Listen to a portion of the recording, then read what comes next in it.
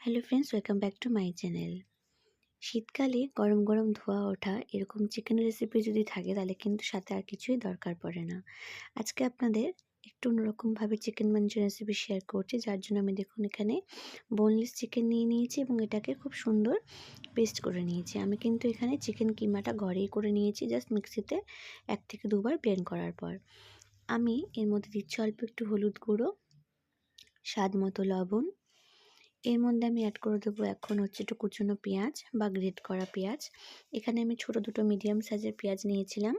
বড় চামচের 1 চামচ আদা পেস্ট আর রসুন আর একটু লঙ্কাও আছে এর মধ্যে। এগুলো সমস্ত দেওয়ার পরে এর মধ্যে আমি দিয়ে দিচ্ছি বেসন। আমি কিন্তু এখানে ডিম দেব না, ডিম ছাড়া করব, যেহেতু আমার ছেলে ডিম খাওয়া বারণ রয়েছে বা অনেকেই ডিম পছন্দ করেন না।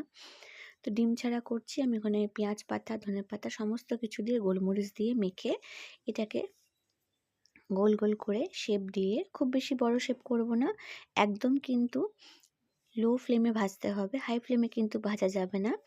লো ফ্লেমে একটু সময় ধরে ভাজতে হবে, তাহলে কিন্তু খুব সুন্দর ভালোভাবে কুকও হয়ে যাবে এবং ভাজাও হয়ে যাবে। দেখুন বোথ সাইড আমি একটু সময় নিয়ে ভেজেছি লো ফ্লেমে। লো টু মিডিয়াম ফ্লেমে ভাজা হয়ে গেছে সবগুলো। এগুলো কিন্তু এমনি গরম রয়েছে, এমনিও পকোড়া হিসেবেও কিন্তু আপনারা খেতে পারেন। এবার ওই তেলের মধ্যে তেলটা একটু কমিয়ে নিয়েছি, দিচ্ছি আমি এখানে রসুন কুচি, প্রায় বড় চামচের 1 চামচ রসুন কুচি দেওয়ার পর জাস্ট একটু নাড়াচাড়া করার পর দিয়ে দিচ্ছি আদা পেস্ট এর মধ্যে। আদা পেস্টটা দেওয়ার পরে দিয়ে দিচ্ছি একটু লবণ। লবণটা দিয়ে জাস্ট 2-3 মিনিট নাড়াচাড়া করার পরে এর মধ্যে আমি দিয়ে দিচ্ছি স্প্রিং অনিয়নের যে সাদা পার্টটা থাকে সেটা, আর একটুখানি পেঁয়াজ কুচি দিয়েছি এর মধ্যে। ভাজতে ভাজতে একটা সস রেডি করবো। দিচ্ছি ভিনিগার, আর একটু ডার্ক সোয়া সস আর টমেটো সস দিয়ে ভালো একটা পেস্ট করে নিয়েছি। এবার দেখুন ভাজা ভাজা প্রায় হয়েই গেছে।